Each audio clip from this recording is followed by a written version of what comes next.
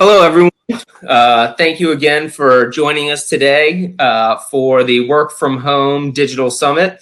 My name is James Hansen, the Vice President and Publisher of NextGov, the Federal Technology Division of Government Executive Media Group.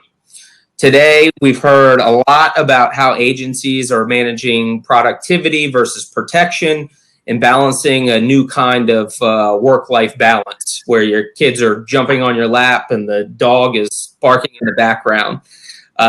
We just heard from agencies on how they're using the CARES Act funds to support their workforce. Earlier, we had some government security officers from the Department of Education and DHS's CISA office discuss everything from the new Trusted Internet Connection Policy, or TIC 3.0, to the use of electronic signatures, to overall managing cyber risk.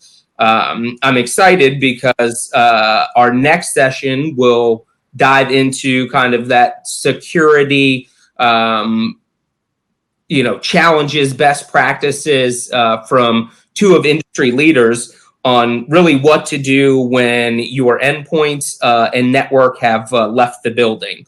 I'd like to introduce you to those senior security leaders in our community. Andy Stewart, who's the Senior Federal Strategist at Cisco Systems. Hi, Andy. Hi, James. Thanks for being here. Great to be here with Sean.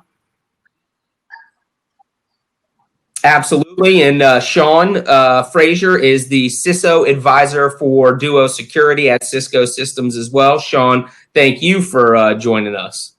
Yep. Thanks for having me, James. And good to see you again, Andy. I feel like we're a buddy group, man. We ought to go out for happy hour. It's like the three of us, the three amigos. I look forward to it. I'm ready. As soon as we get done with this conversation, there's one right down the street. But let's go ahead and jump into this. And, some of the discussion today has already focused on security's role throughout this massive recent shift to working from home.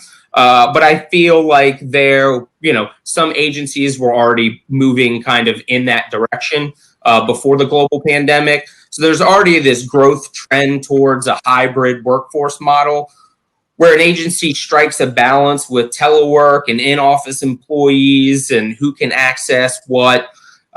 Yet during the pandemic, agencies, pivoting to a model where employees were required to work from home only, I think, it generated some kind of challenges and yet opportunities to do this moving forward and kind of continue to accelerate that move.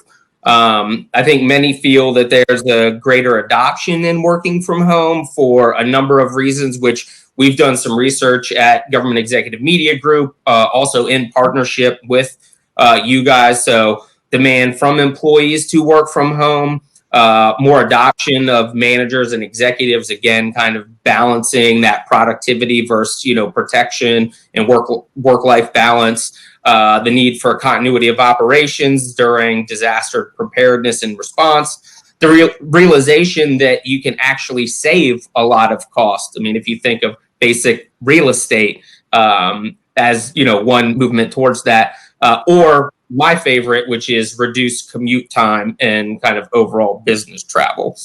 So there's a lot of, I think, momentum as we kind of move forward. So with that as kind of the background, is there an approach or set of technologies that federal agencies can take for security to be seen as an enabler for the mission when working from home? And, Sean, I'll start with you for that. Yeah, I mean, I think security should always be thought of as part of the process. And I think we've been preparing really well for this. As you mentioned, a lot of agencies were already kind of looking at IT modernization and innovation around cloud technologies and mobile technologies to kind of prepare for this kind of event, even though we didn't really see it coming. And some agencies got caught by surprise and kind of got forced to do extreme telework with their entire workforce kind of doing that. But I think the great thing about it is that, in the beginning, it kind of hit us hard and we had to worry about resiliency and continuity of operations and on the technical side as well as the workforce side. But I think now that we're coming to the end of it, I think we've built some things that we can leverage for the long haul. So whether we're dealing with other events or whether we're just dealing with the day-to-day life of workers who, by the way, some people want to, prefer to do remote work. I know I talked to a lot of folks where they get they're a lot more productive, get a lot more work done if they work from home, because they literally can kind of wake up at 7:30 and be productive by 7:35, and they don't have to kind of sit in the car for 45 minutes to 2 hours to do their work.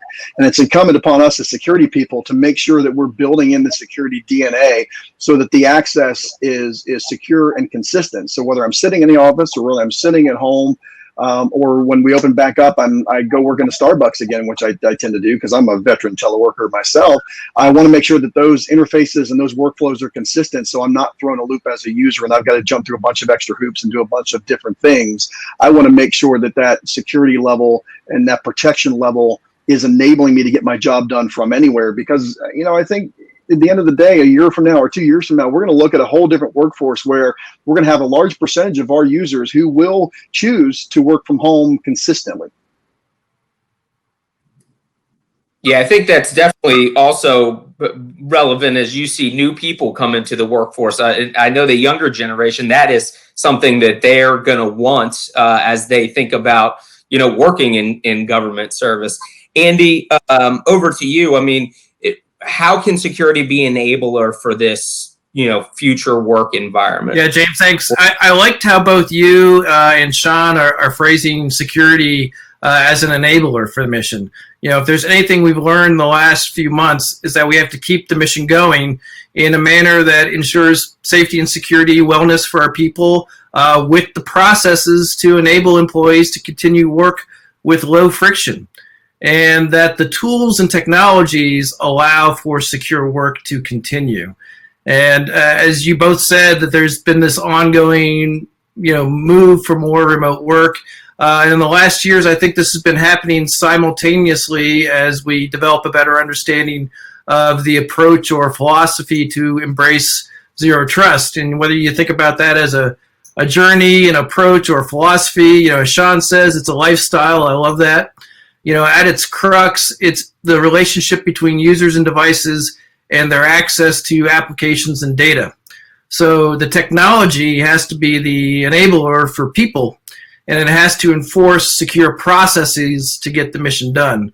So security technologies need to work together, and to secure the remote workforce, and some of those key technologies I think needed would include having a secure means of collaboration. We can't have meetings around the water cooler or just grab a conference room. We need to be able to easily jump on a FedRAMP, WebEx, and securely share and collaborate with each other and with data, and do that in an end-to-end encrypted kind of manner. We need to verify user identity, via multi-factor authentication that provides sort of a frictionless means to authenticate the user and provide secure access to applications and data. And that has to take into account the user's identity and the status of the user's devices. Enabling secure access for the user via a modern security-enabled VPN, a secure split tunnel, or direct secure cloud access all depends on the user's role and the status of their device, the sensitivity of the data, and the capabilities that agency is providing and needs. And so finally, I think you need the ability to defend against threats using DNS and endpoint security. You have to be able to prevent and remediate threats to devices when they are not on the corporate network. So I would say that these technologies, again, need to work together. It needs to be seamless and frictionless to the user. And that helps avoid all the problems with shadow IT and a lot of unnecessary risks. So again, when you think about security, you need to line up the people, the processes, and the technology. And that's what further enables the mission. Yeah, I think Andy brings up a great point. He always talks about, and I'm talking about culture, right? I mean, and James, you mentioned it. We got younger workforce coming in. We're about on the cusp of running into an era where the users who are coming to the workforce has never lived a technical life without an iPhone, right? They've never lived a life where they didn't have that kind of constant connectivity. And oh, by the way, their security infrastructure for that is Face ID or Touch ID. When I do payments through Apple Pay, it's seamless. I literally look at my phone, I click the button for intent, and I purchase whatever I need to purchase. And we need to look at security for enterprise really along the same lines, because that's set a pretty high bar for transparency and for frictionless access that enterprises need to kind of shoot for. Yeah, Andy, you mentioned kind of remote users and endpoints no longer being behind, readily defined security perimeter. How can security stay ahead of and be able to respond to threats when they're no longer tucked behind a perimeter that was previously defined by the height of a castle wall or the depth of sure, absolutely. It's about living that zero trust lifestyle that begins with identity, and once it's verified and it's immutable across all the domains that you're working. And so, as I said before, it's kind of the trifecta of MFA, secure access, VPN, and defending against threats with DNS and endpoint security. And those capabilities need to work together, as Sean said, make it easy for the end user. That's their expectation. That's a pretty high bar.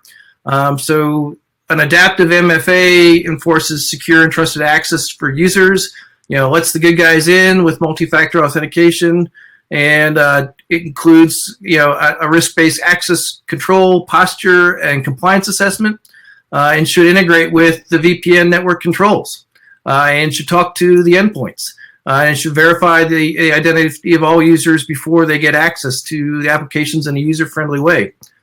And when you extend access to remote workers, any modern security-minded VPN should enable a wide range of security services. So not just being only on the VPN, but allow for secure split tunneling options, so you can go directly to and access cloud-approved applications without having to hairpin back through the agency data center. But it's also, you want that VPN to, participate in a wide range of security services. So it should help enhance posture enforcement, visibility, endpoint visibility, and roaming protection. I think that's really important when you start thinking about TIC 3.0 and government customers whose endpoints must have to maintain a certain level of posture compliancy, like the DoD Comply to Connect program. A modern VPN enables security checks to be conducted on endpoints to ensure they meet posture requirements before connecting to the enterprise, and facilitate that endpoint's remediation. And VPN modules can provide a lot of detailed endpoint telemetry to identify the health of the endpoint and their activities, whether they're on the VPN, consuming cloud applications, or just roaming off the network. And this is a little bit of my soapbox, but I think the most overlooked aspect is threat-informed DNS.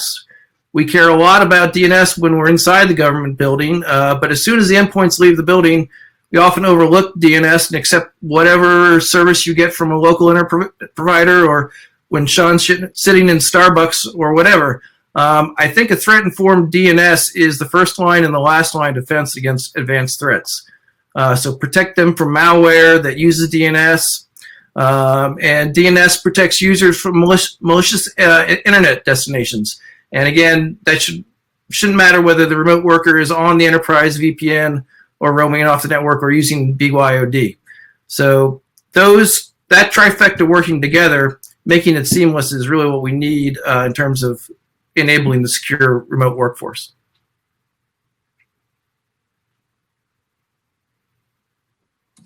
Anything to add there, Sean? Yeah, I mean, I think that one of the things that we've learned over the last few months is that work is not a place, right? Work is not a building. Work is not a network. Work is a function. You should be able to do that job. If you can do it with a computer, then you should be able to do that job anywhere that computer can reside. And the technology has kind of risen to meet the challenge. When we think about cloud and we think about mobility, And now we think about 5G on the network side. I mean, we really are coming on the cusp of a day where, you might you bring your own device, you might bring your own network to get access to things. So I think not putting the network in the trust equation. And again, trust is kind of a human emotion, and it's really a 4-letter word, as John Kindervag always like to say. But not having the network as part of the trust equation is really an important concept. It's part of that lifestyle change that you need to make when you think about, how am I going to protect access? And I love that Andy talked about comply to connect, which has been around for a while.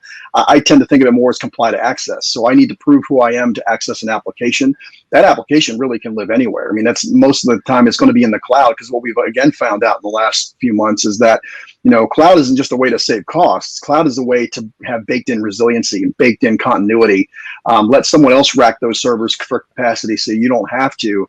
That's really the cloud conversation. So being able to kind of provide the security infrastructure for that, regardless of where the application is, regardless of where the user is, doing that basic hygiene for device posture that Andy talked about. So it must be this high to ride the ride. Device must be up to date, must have encryption turned on, must be leveraging innovative biometric for authentication, all those kinds of things. As long as I can prove that, and I can do it in a very transparent way to the user, but I have to do it consistently, meaning, all the time. Every time a user asks for something, I've got to verify those things. Again, not putting undue burden on the user, but under the covers, kind of making sure that they meet posture.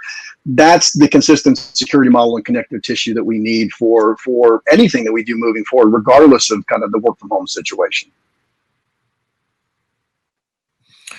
So, Sean, with the implementation of more of these technologies that you mentioned, mobility, cloud, certainly 5G and IoT, they are, highly disruptive technologies to an enterprise, but essential to, driving more, mission outcomes. But it doesn't this also increase a lot of complexity for agency IT teams? I mean, maybe increasing, I'm sure, the time to operate, the time for security officials to resolve issues. Ultimately, again, you guys have talked a lot about that user experience and that frictionless approach to security from a user perspective, which, as not an IT person myself, is critical for doing your job. So how do you combat and balance those things when you're looking for those more advanced technologies? Sean, you want to go? So I would argue the opposite. I would argue that a lot of these technologies are actually moving us towards simplicity and moving us away from complexity. I think we already live in a world of complexity. I mean, I think any agency you talk to, any IT director, any CISO is going to tell you, I got a lot of technology, I got a lot of legacy. All these things are somewhat wired together, somewhat orthogonal to each other. I think if you think of the zero trust security model as a lifestyle choice and you apply that consistently, so you kind of build out your center of excellence and you say, anytime I'm building an application, security is always going to be on the docket. So I'm going to think about, what does the app do? What is the availability of the application? Security is always right in the mix. I think if you think about it that way, you actually will remove a lot of complexity. And if you think about technologies that we spend a lot of time thinking around authentication, so WebAuthn, which is a passwordless authentication, which again removes friction because passwords are inherently frictionful.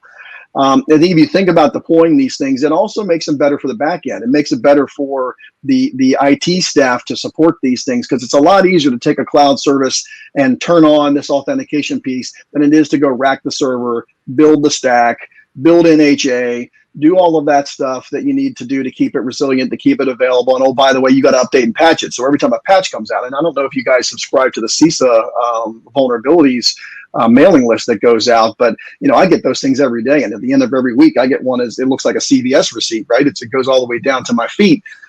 So if I'm an IT staff who have to worry about doing that to all my internal infrastructure, when I could kind of offload some of that to a service provider or a partner, I'm all in, right? That keeps my care about much smaller, much more simple. What I'm really caring about is the application. I don't have to worry about the entire stack.